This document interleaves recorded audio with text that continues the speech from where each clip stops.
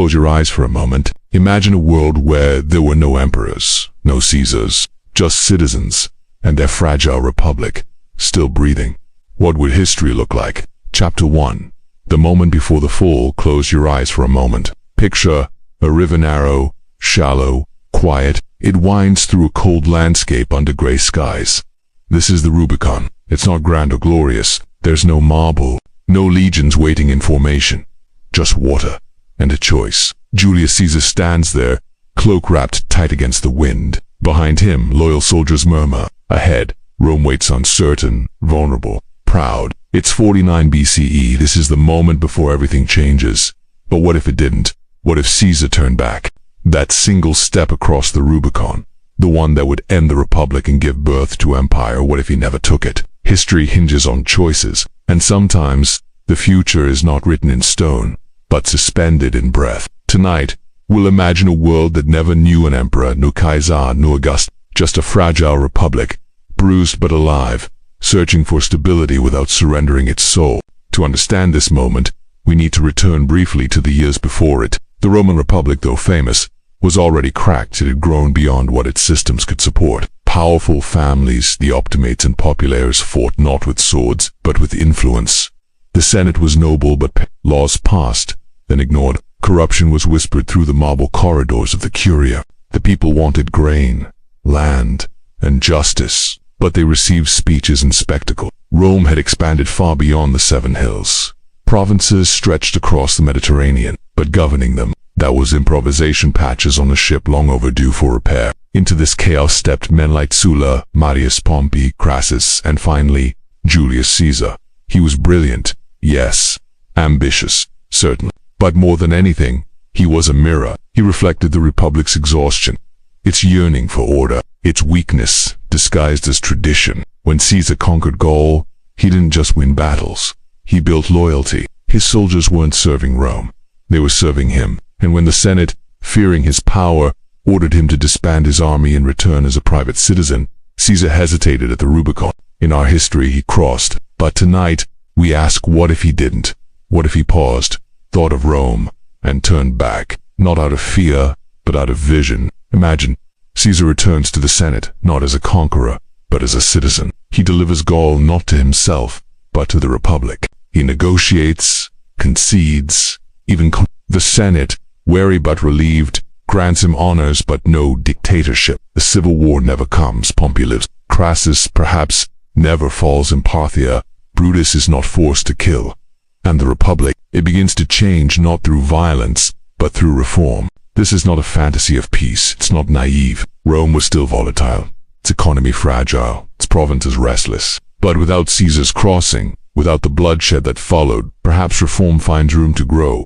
Maybe term limits are respected. Maybe the tribunes regain influence. Maybe the Senate learns to listen. Slowly, haltingly, painfully, Rome adapts. Think of what's avoided: no assassination of Caesar, no war between Octavian and Mark Antony, no purges, no imperial cult. Instead, Rome evolves not into an empire of one man, but a federation of citizens. It remains loud, chaotic, argumentative but free. The military stays under Senate control. Provincial governors are rotated. Corruption is punished, not always, but often enough to matter. The Republic had flaws, deep ones, but it also had virtues. Checks and balances, rule of law, civic duty. These were its heartbeat. And in this alternate timeline, they don't flat. They persist. They adapt. There is still ambition. There is always ambition. But it's channeled through institutions, not over them. Elections remain messy but meaningful. Political careers rise and fall without blood. The Roman people, tired of warlords and strongmen, cling to their republic, not out of nostalgia, but necessity. Now, think further ahead. The Roman Republic, still breathing a century later, perhaps creates a constitution. Inspired by Greek thought and Roman practice, it formalizes term limits, representation, civic service. It builds roads not just for legions, but for ideas.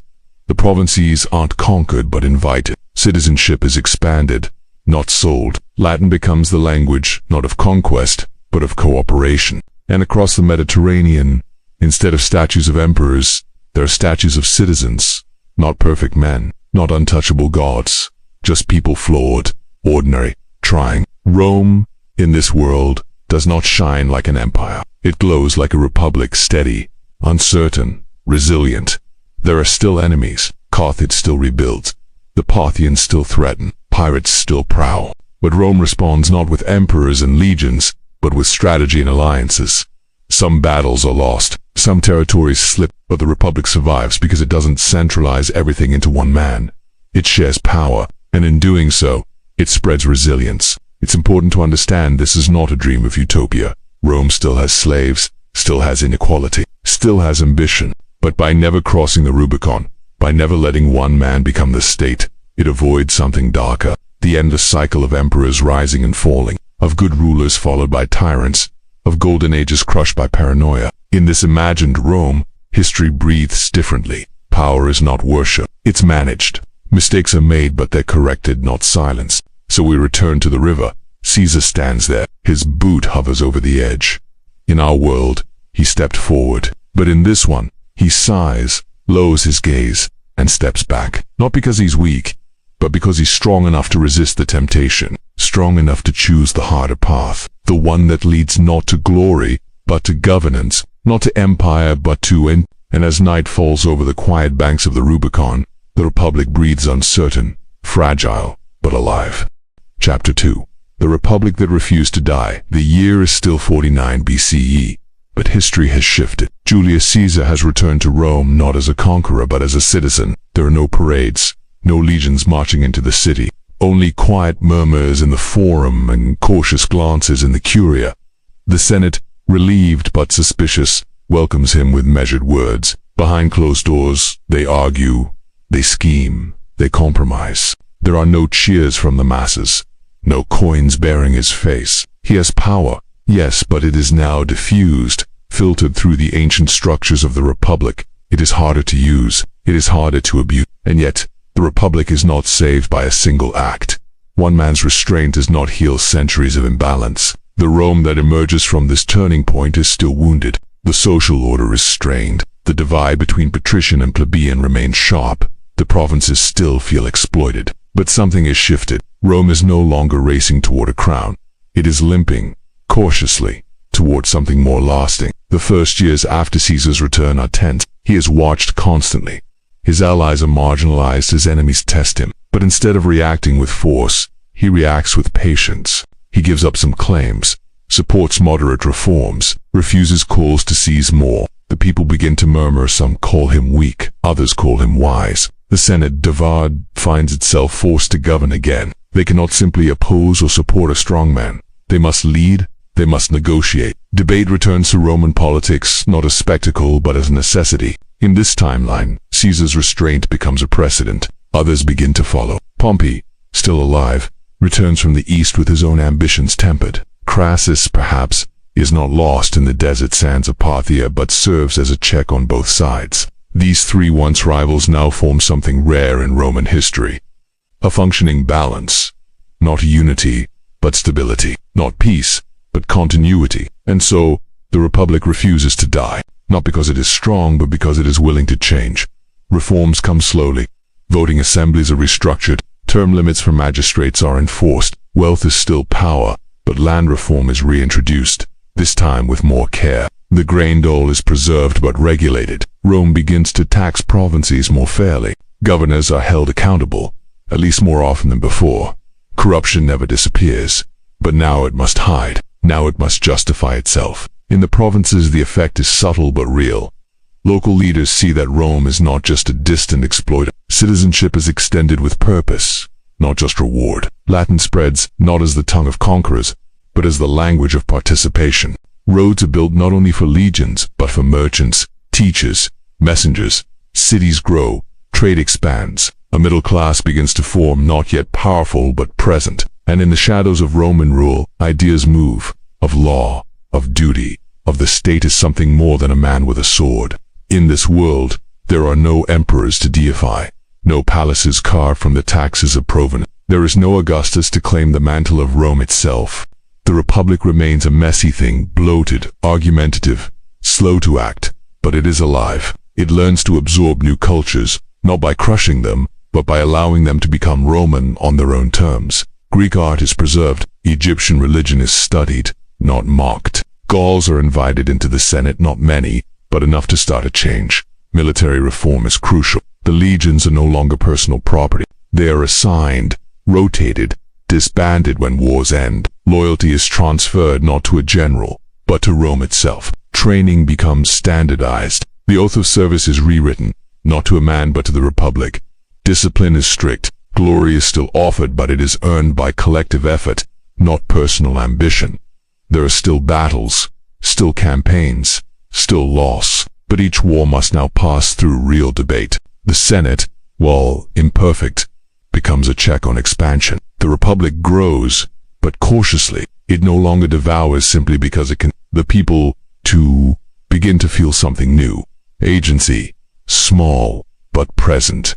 Tribunes regain power. Public assemblies are better organized. Not all voices are heard, but more than before. The streets of Rome, once filled with mobs and riots, begin to quiet. Bread is still needed. Spectacles still draw crowds. But politics no longer lives only in the arena. It returns, slowly, to the forum. Philosophers take note. From the schools of Cicero to the writings of lesser-known thinkers, new ideas begin to take root. Republican virtue is not just a phrase, it becomes a subject of study. What does it mean to serve? What is the duty of a citizen? These questions are asked not only in Rome but in Carthage, in Hispania, and Asia Minor. The Republic becomes not just a place but an idea. It has survived its own worst instincts. It has pulled back from the brink, and still, dangers remain. There are always those who want more, those who whisper that one man could fix it all. A strong leader, a savior. The people grow tired of slow change. They long for clarity, for direction. But history, in this version, teaches caution. They remember how close they came to losing everything. And so, when the next powerful general rises, when the next crisis tests the system, the Republic responds not with panic, but with procedure. Institutions bend, but do not break. This version of Rome does not dominate the world. It does not reach the borders of Scotland, nor does it stretch deep into Mesopotamia. It is smaller, perhaps less dazzling, but it is stable. And from that stability it begins to radiate influence, not through conquest but through example. Other cities begin to imitate Roman law. Local councils mirror the Senate. Temples are built not to emperors but to the gods of justice, of harmony, of public duty. And so, the Republic that refused to die becomes something unexpected. A model not perfect, never perfect, but enduring. It teaches a lesson that outlasts even its borders, that power shared is power that survives. That when ambition is tempered by law, when ego is checked by duty, a civilization can outlive its founders. As night returns to Rome, the city glows not with fire or triumph, but with quiet light. Torches along the Via Ripia, voices in the taverns, the rustle of scrolls in study halls. Life continues not in glory, but in governance, and that, perhaps, is the greatest miracle of all. Chapter 3. The new Rome emerges. Rome does not transform overnight. Change, in this world, comes slowly like water smoothing stone. It is not one law or one leader that defines the new Republic, but a long series of adjustments, corrections, and compromises. The Rome that emerges is not the same city that stood defiant during the Punic Wars, nor the fractured capital of the late Republic. It is something new, wiser, perhaps warier, but also more aware of its own fragility. Power in this version of Rome is no longer measured solely by land or legions, but by structure, by the endurance of institutions, not the charisma of individuals. There are still elections, and they are still flawed. There is still corruption, and it still poisons the system. But now, there is also a commitment and understanding that the Republic is something to be preserved, not manipulated. That its imperfection is not a weakness to exploit, but a responsibility to refine. In the Senate, the debates change in tone, not always in volume, but in purpose. Senators who once sought only personal glory begin to shift, nudged by precedent, public pressure, and a growing sense of shared accountability. Laws are passed to prevent the concentration of power. Terms are shortened. Oversight committees emerge, weak at first, but gradually gaining strength. The courts are restructured to ensure more consistent rulings, especially in cases involving governors and provincial disputes. It is far from perfect, but it is a beginning. Rome is learning to live with itself. Outside the capital, Rome's presence evolves. In Gaul, in Hispania, in parts of North Africa and the Eastern Mediterranean, governors are now selected not only for loyalty or bribery, but for competence. The system requires it. A bad governor now reflects poorly on the Senate itself. Complaints travel faster.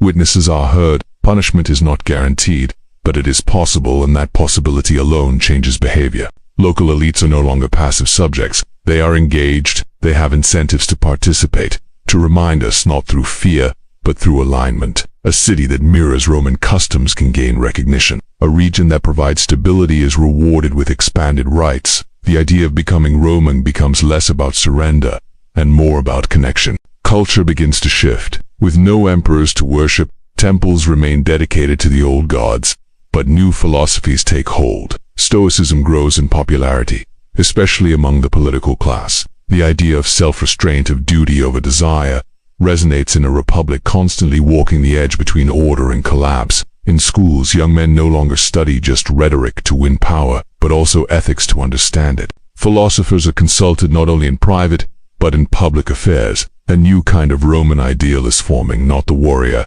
not the tyrant, but the citizen statesman, educated, deliberate, bound by law. The military, once the seedbed of civil war, now becomes a tool of defense and diplomacy. Recruitment is more selective. Service is no longer seen solely as a path to riches, but as a civic duty. Veterans receive structured support. Land grants are managed more carefully to avoid political imbalance. The legions become less personal, more professional. Loyalty shifts from generals to commanders, from commanders to the republic. This doesn't eliminate rebellion or mutiny, but it makes them harder to justify, harder to sell, and most importantly, harder to repeat. Trade begins to flourish. With greater stability comes renewed trust between Rome and its provinces. Merchants travel farther. Roads are maintained with care, not just for war, but for goods and information.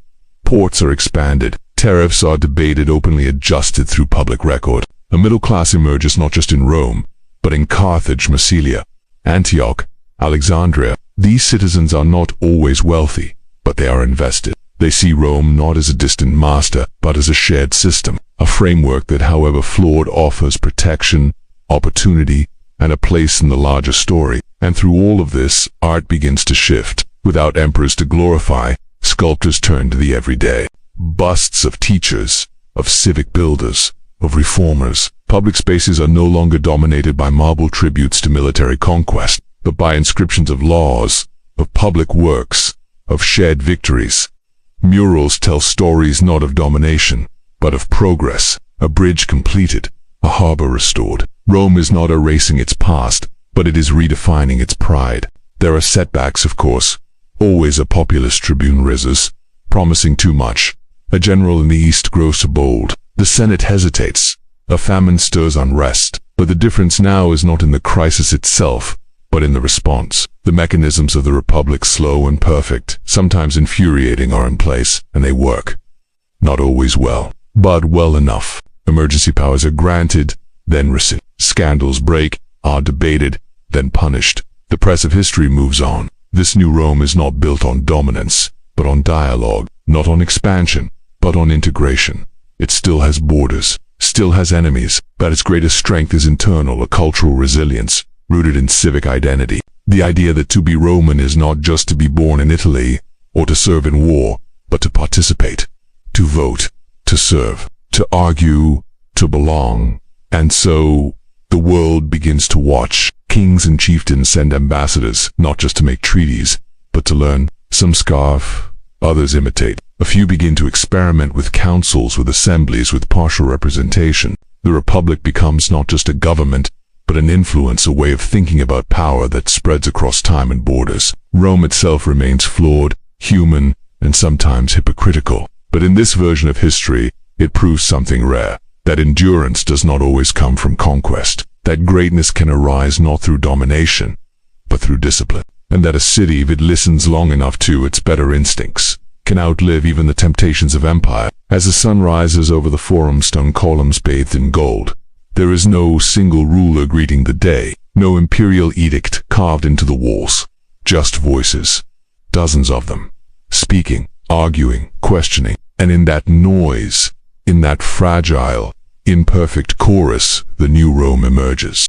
Chapter 4. Enemies without, unity within. Beyond Rome's borders, the world remains restless. The republic may be stabilizing from within, but But the lands beyond the mountains and across the sea do not wait patiently. Carthage, reborn in the ruins of its past, rises as a trading hub once again. The Parthians in the east watch Rome with sharp eyes, testing its resolve in border skirmishes and diplomatic feints. In the north, the tribes of Gaul, some now Roman citizens, others holding to old freedoms, push against the frontier, not always in war, but in need. The world presses in. And yet, in this version of history, Rome does not respond with imperial impulse. It does not crown a warlord. It turns instead to the only thing it has chosen to trust: itself. In the Senate, war is not decided in a whisper behind palace doors. It is debated loudly, relentlessly.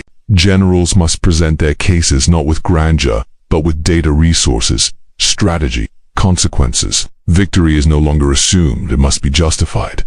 Citizens speak, tribunes question. Time is taken, and in that delay there's wisdom. Rome does not launch wars for pride, but for purpose. Defensive campaigns, yes. Protecting allies, yes. But conquest for glory, that appetite is dulled. And so when conflict does come, as it always does, it arrives in a new form. The legions marched not under a single man's name, but under the eagle of the Republic. Their pay is regular. Their term is limited. When their service ends, they do not linger in foreign lands, carving out personal kingdoms. They return to farms, to trades, to citizen life. Military service becomes not a path to dominance, but a rite of passage, a temporary role in a larger cycle. Veterans are honored, but they are not elevated above the law. This discipline extends beyond soldiers. Governors are no longer free to plunder. Their actions are reviewed. Provinces can file grievances and expect to be heard. Rome's courts, though still flawed, carry weight, and that weight begins to ripple. In the east, small kingdoms begin to send envoys not to bribe, but to negotiate.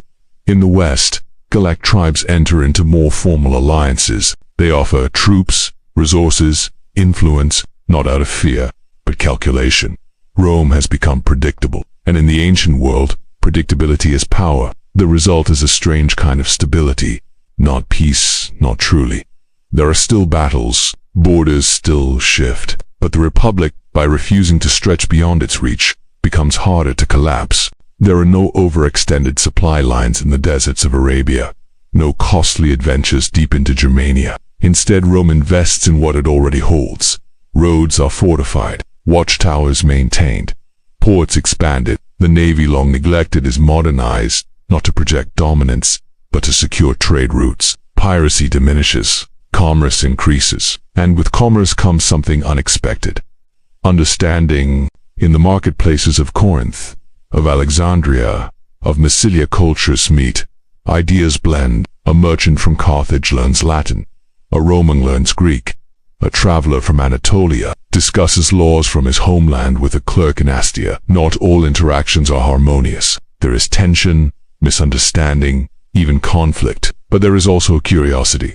Rome is no longer just a city. It is a network, a thread connecting diverse peoples through a shared commitment to coexist. However uneasy, within this network, the concept of citizenship evolves. No longer bound strictly by birth or ethnicity, it becomes a reward for contribution. Military service, taxation, civic duty, a Greek teacher in Sicily, a Syrian architect in it, a Gallic magistrate in the south. They do not see Rome as a conqueror, but as a structure they help shape. In turn, Rome adapts. Local customs are preserved, regional holidays recognized. Latin becomes dominant, but local dialects survive. Religion is not imposed. Instead, it is blended. The old gods remain, but new names, new rituals are welcomed into the pantheon. This flexibility frustrates purists in the Senate. They argue for stricter boundaries, for a return to the old ways. But their voices, while loud, are met with resistance. Younger senators, many with roots in the provinces, defend this evolution. They argue that strength lies not in sameness, but in unity built through difference. And slowly, the debate shifts. Unity, in this Rome, is not forced, it is chosen. This becomes especially clear when new threats arise. A confederation of tribes along the Danube begins raiding frontier towns. In our timeline, this might have prompted a massive retaliatory campaign, annexation, enslavement, glory. But here, Rome sends envoys, not with ultimatums, but with offers: trade, protection, inclusion, A tentative treaty is formed. Hostages are exchanged, not as threats, but as students. A new generation begins to see Rome not as a sword, but as a door. But Rome is not naive. When diplomacy fails, it defends itself. The legions are still formidable, the training rigorous, the discipline unquestioned. When battle comes, Rome fights with precision, but it does not linger in victory. It rebuilds what it breaks. It leaves behind not statues of generals, but schools, roads, and treaties. At home, these victories are not celebrated with triumphs, but with silence. The Senate does not glorify war. It reviews it, measures it, learns from it. War is no longer a theater. It is a burden, a necessity. And in that sober view, Rome finds strength. This sense of restraint, of measured confidence, begins to define the Republic's character. In public life, leaders avoid modesty becomes a signal of trust. Citizens expect humility, not spectacle. Oratory remains powerful, but it must be grounded. Theatrics are frowned upon. Service is rewarded not with statues, but with legacy. And yet, the Republic still struggles. There are always pressures, economic downturns, social unrest, the whisper of ambition. A wealthy landowner tries to buy an election. A general grows too popular. A senator demands emergency powers. But in this Rome, the system holds. Slowly, painfully, the people learn to respond not with desperation, but with participation. Protest becomes policy. Crisis becomes reform. Enemies without remain. Parthia still watch us. The Nile still flows under foreign kings. The Alps still shelter fierce tribes. But Rome has built something sturdier than conquest. It has built resilience, not in walls or swords, but in trust, in dialogue, in shared purpose, and in that trust, something ancient and rare begins to bloom. A civilization not just powerful, but thoughtful, not just united, but conscious of what that unity requires. As night falls over the Republic, the lights across its provinces do not shine in fear of empire, but in quiet confidence of something different, something chosen. A republic that survives, not because it is perfect, but because it refuses to surrender to power, because it answers war not with ambition, but with wisdom. Because when the world pressed in, Rome held its center, and for a time perhaps the first in its long history, it became not just a force to fear, but a community to join. Chapter 5. A philosophy of restraint in a world shaped by ambition and war. It is restraint that often feels the most radical. Rome, a name once whispered with awe and fear, now begins to carry a different weight, not of domination, but of discipline. The Republic has survived revolts, border skirmishes, internal unrest, and the temptations of unchecked power. But more than its victories or reforms, it is an idea that starts to take root, quiet, persistent, and deeply Roman. That true strength does not come from how much you can take, but from how much you choose not to. This is not the restraint of hesitation or cowardice. It is the deliberate pause before reaction, the discipline to say no when yes is easier. Rome, in this path of history, becomes not only a political body but a moral one. It begins to reflect on itself not loudly, not in grand declarations, but in the slow shaping of values, through practice, through patience. In the Senate, this philosophy is subtle but present. Speeches become shorter, less about performance, more about content. The loudest voices are no longer automatically the most respected. Instead, reputation comes from consistency, from calmness, from a sense of service that is not shouted, but shown over time. Young senators begin to quote not only law, but philosophy. The words of Stoics like Cato and the early writings of Cicero become guides not just for rhetoric, but for behavior. Stoicism, in particular, its teachings of inner control, emotional clarity, and harmony with nature begin to align naturally with a republic trying to master its own desires. The idea that a state, like a person, must not be ruled by passion alone, becomes not just personal wisdom, but civic ethos. Self-control becomes a virtue not only in the home, but in the halls of power. Education evolves in kind. Boys no longer learn merely how to argue but why to listen. They are taught history not just as a list of conquests, but as a mirror revealing what happens when restraint fails. Teachers do not prepare students for glory, but for service. The best minds are not funneled into armies, but into law, infrastructure, medicine. Public works become a noble calling. To build a road, to repair an aqueduct, to manage grain, these are now seen as contributions equal to a battle won. Even poets and artists find a place in this redefined Rome. They celebrate balance, duty, simplicity. Their work is more introspective, more reflective of a people learning how not to rule, but to live. Religion, too, begins to shift. The old gods are not abandoned, but their worship becomes quieter, more ritual, less spectacle. Temples focus less on grandeur, more on community. Vestal virgins maintain the sacred flame not out of fear of punishment, but with quiet devotion. New cults, often blending Roman and foreign ideas, promote ethics, temperance, and harmony. The divine becomes less about control and more about contemplation. And all of this shapes how Rome deals with its power. Foreign leaders continue to test its patience. There are still border disputes, betrayals, moments of insult, but Rome learns to respond with proportion. It calculates, it weighs. Sometimes it fights, but more often, it speaks first.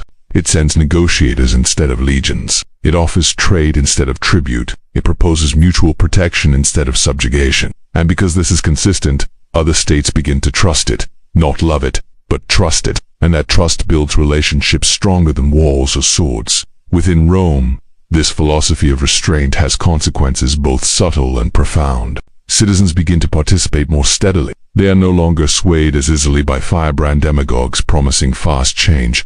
They understand now that the Republic is slow on purpose, that its design requires patience. Frustrating, yes. Imperfect, always. But preferable to the violence of haste. Political leaders campaign less on ambition and more on experience. Promises are cautious. Results are measured. The people learn to reward modest gains over dramatic claims. Scandal still exists, but cover-ups become harder. Accountability, though not perfect, is now expected. Public trials, once rare and rigged, become common and transparent. Justice is not always delivered, but it is sought, and that seeking changes everything. And Rome itself begins to look different. Not in its architecture, though. Buildings are repaired, forums expanded, libraries funded, but in its rhythms. Streets are cleaner, better managed. Public fountains flow more reliably. Schools stay open longer. The poor are still poor, but they are less forgotten. Bread is more fairly distributed. Housing projects are coordinated. Slavery, still deeply embedded, begins to be debated, not abolished. Not yet, but questioned in ways that once would have been unthinkable. Freedom, once a word reserved for citizens alone, starts to echo wider, more uncertain, more daring. All of this is fragile. It depends on vigilance, on people choosing restraint every day, on governors refusing bribes, on generals surrendering power, on voters showing up, on senators listening instead of shouting. It is never guaranteed, but it is happening.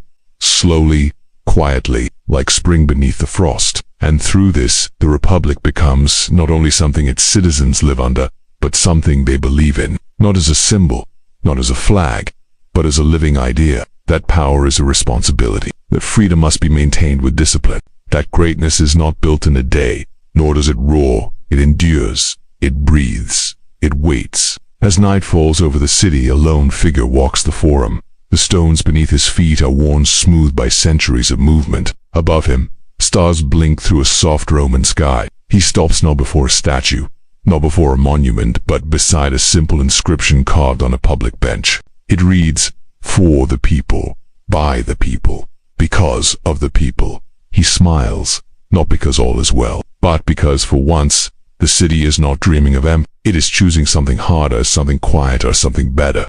Chapter 6. When the temptation returns, no republic lasts without trials. No society, no matter how disciplined, is immune to the old whispers. Power, once restrained, begins to stir again, softly at first, like the return of a familiar wind. Rome has built itself anew, slowly, with effort, with patience. But even in a garden well tended, weeds still return. The question is not if the temptation will come back. It always does. The question is how the Republic chooses to face it when it does. It begins with a name. One man, young, charismatic, born to an old patrician line but raised among soldiers. He speaks simply, directly. He does not shout, but his words land heavily. He does not promise greatness, he promises order. Not glory, just clarity. His name echoes through the streets, across the forums, through the provinces. He has no titles, no throne, but the people speak of him like they did of Caesar long ago. as if he alone could carry the weight of the Republic on his shoulders. He rises during a time of uncertainty. A plague has struck the eastern ports, trade is slowed, prices rise, mistrust creeps between provinces and capital. A small war breaks out on the northern border, not catastrophic, but chaotic, and the Senate, tired from decades of delicate management, begins to fray. Some argue for reform, others cling to old rules. Debate stretches for weeks. Decisions stall, and into that vacuum steps this man, this soldier politician, offering something irresistible. Speed. He does not call for dictatorship.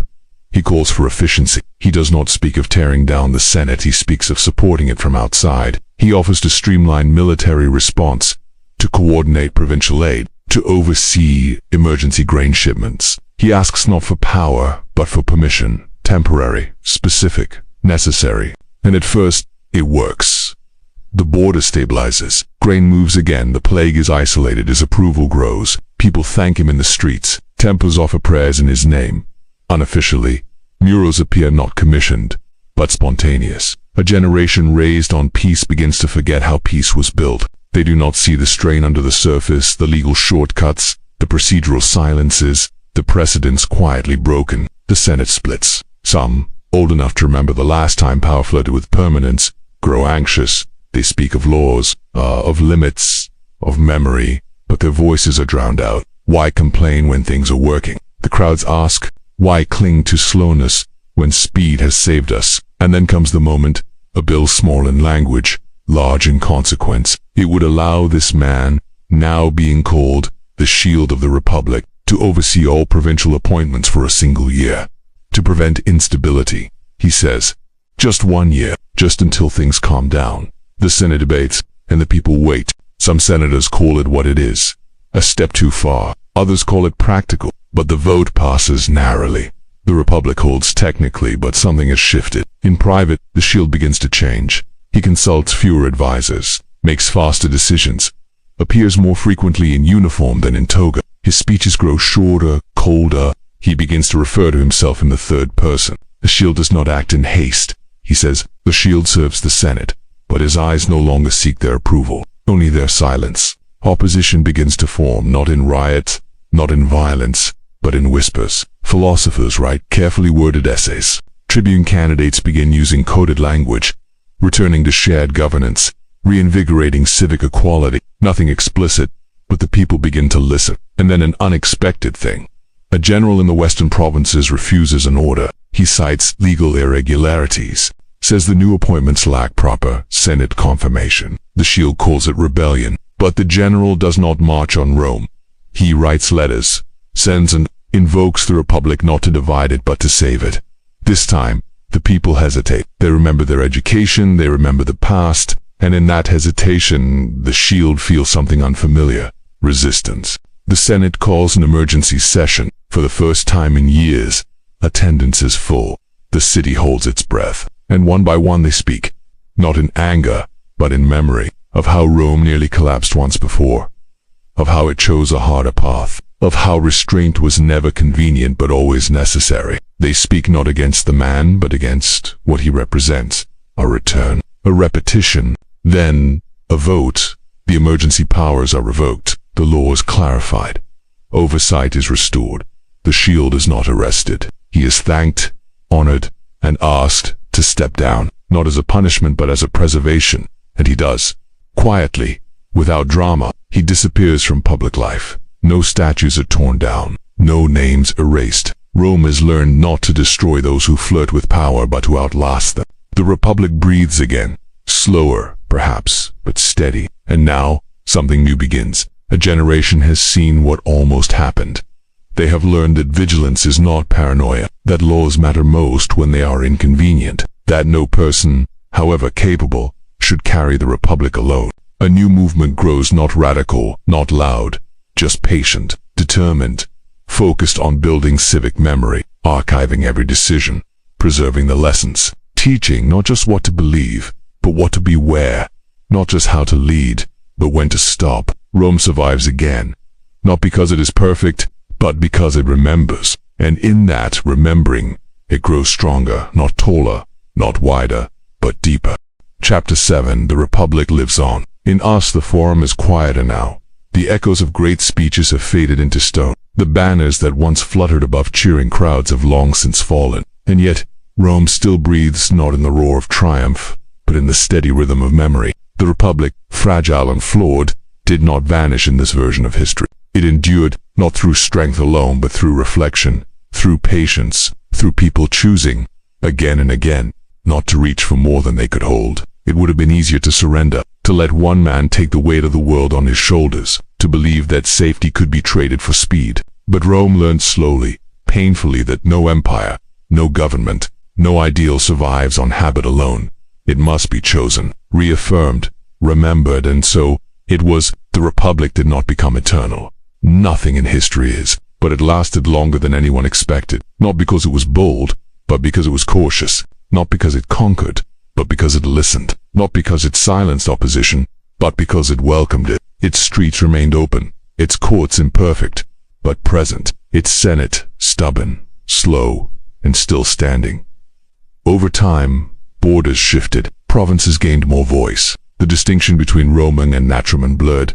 Then a merchant in Gaul, a teacher in Cyrene, a farmer in Cappadocia, they all came to see themselves as citizens, not subject, not because they were forced to, but because they were invited. That was Rome's quiet revolution. It expanded not through domination, but through inclusion, not perfectly, not without tension, but with intention. Its legions still marched when they had to, but more often, its influence came by road, by law, by shared ideals. Latin spread not as a tongue empia, but as a language of courts, contracts, and poems. Roman roads became veins of exchange of goods, yes, but also of values. And in the libraries, the philosophy of restraint endured. Children read of the nearclaps, of the man once called the shield, and how the Republic pulled itself back from the edge, not by force, but by remembering who it was. That story, told in homes, in schools, in quiet prayers, became the new myth of Rome, not the founding by wolves, not the conquests of Caesar, but the long, quiet choosing of some. And eventually, as all things do, the Republic gave way, not with fire, not with fanfare, but like the setting of a sun. Gradually, gracefully, it transitioned not to tyranny, but to a federation of cities, of regions, each echoing Rome's principles in their own way. They carried forward the idea, if not the name. Law, citizenship, civic duty, those roots held. And long after the last Roman coin was minted, the Republic still lived in the minds of thinkers, in the books of scholars, in the quiet dreams of those who believed a people could govern themselves without losing themselves. Centuries later, in distant lands, men and women would study those old scrolls. They would debate the same questions Rome asked of itself. What is liberty? Who should lead? How do we stop the powerful from becoming permanent? And in those debates, Rome would rise again, not in marble, not in legions, but in words, in choices. Perhaps that is the real legacy of the Republic, not what it built, but what it taught, that freedom is not a prize won once, but a habit formed daily. That power must be checked, even when it seems good. That the voice of the people, though chaotic, must never be silenced. That law, even when inconvenient, is our only defense against the easy slide into empire. Tonight, as you rest, know this. The Republic may be gone, the roads may be buried, the forums silent, but the spirit of what Rome tried to become that still lives. It lives in every act of courage that says no to tyranny, in every quiet vote cast without fear, in every honest debate where disagreement is not a threat, but a sign of life. It lives in restraint, in patience, in memory, and it lives in us. So, sleep now, with history as your companion. Let the echoes of the Senate drift through your dreams. Let the quiet strength of Rome remind you that empires fall, but principles, if nurtured, can endure, long after the marble crumbles, long after the banners fade. As long as someone, somewhere, remembers and chooses. Sometimes, history whispers the question, what if we had chosen differently? If this video gave you a glimpse into that other path, consider leaving a like, subscribing, or sharing your thoughts in the comments below. After all, every republic needs voices to keep it alive.